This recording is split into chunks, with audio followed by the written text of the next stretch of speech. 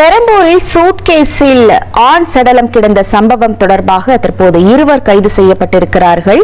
பெரம்பூர் ரயில் நிலையத்தில் சூட்கேஸில் ஆண் சடலம் மீட்கப்பட்ட சம்பவம் பெரும் அதிர்ச்சியான நிலையில் தற்போது இந்த சம்பவம் தொடர்பாக 2 பேர் கைது செய்யப்பட்டிருக்கிறார்கள்.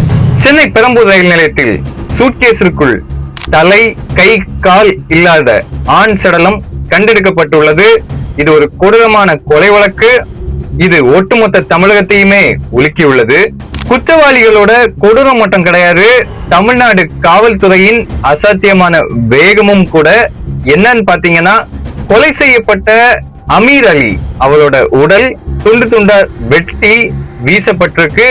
இது சம்பந்தமா அவருடைய மனைவி ரஹீமா மற்றும் அவருடைய நண்பர் அஷ்ரப் அலி 2 பேரையும் 48 மணி நேரத்துல ஓட்டேரி காவல்துறை அதிகாரிகள் மற்றும் சென்னை சைபர் கிரைம் அதிகாரிகள் அழகா தூக்கியிருக்காங்க.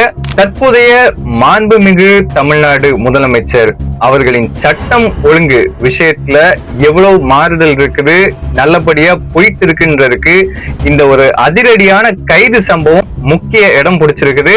அண்ட் அது மட்டும் இல்ல, இந்த குற்றம் பண்ண குற்றவாளிகளுக்கு BNS செக்ஷன் 103 படி அவங்க மேல மர்டர் கேஸ் அண்ட் 238 செக்ஷன் படி அவங்க காசிங் டிஸ்அப்பியரன்ஸ் ஆஃப் எவிடன்ஸ் சாட்சியங்களை மறைத்ததற்காக கண்டிப்பா அவங்களுக்கு ஸ்ட்ரிக்டான பனிஷ்மெண்ட் இருக்கும். நமது தற்போதைய அரசு சட்டம் தன் கடமையை செய்ய காவல்துறைக்கு முழு அதிகாரம் மற்றும் சுதந்திரம் கொடுத்துள்ளது. அது மட்டும் இல்ல, BNS சட்ட பிரிவுகளின் கீழ் கொடுமையான தண்டனை இந்த குற்றவாளிகளுக்கு கண்டிப்பாக கிடைக்கும். தப்பு செஞ்சவங்க தப்பவே முடியாது. நன்றி, வணக்கம்.